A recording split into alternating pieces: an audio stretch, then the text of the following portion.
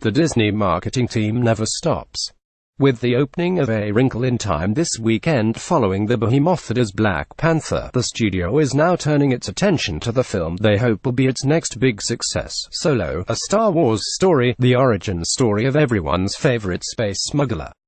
In 2016, thanks to the success of The Force Awakens and Rogue One, people all over the world spent a total of $262.9 billion on licensed merchandise.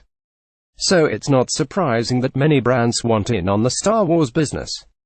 This promotional cycle is no exception, with brands including Denny's, Assurance, General Mills, Nissan, Symantec Corp, and you guessed it, Solo Cups.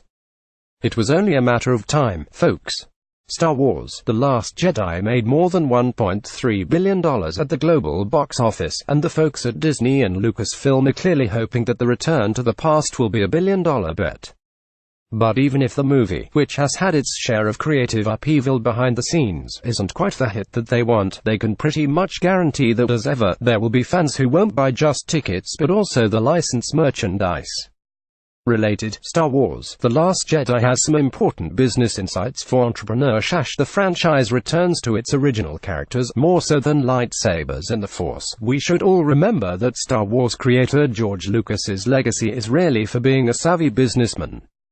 Ahead of the first Star Wars film being released in 1977 on May 25, the same day that Solo is going to arrive into theaters, because they are nothing if not meticulous over at Disney, Lucas famously made a deal with his wary distributor 20th Century Fox. The studio would get $500,000 of his directorial salary, and in return, Lucas would get the merchandising rights to the entire franchise. And the rest is Luke Skywalker sheets and Chewbacca mugs history.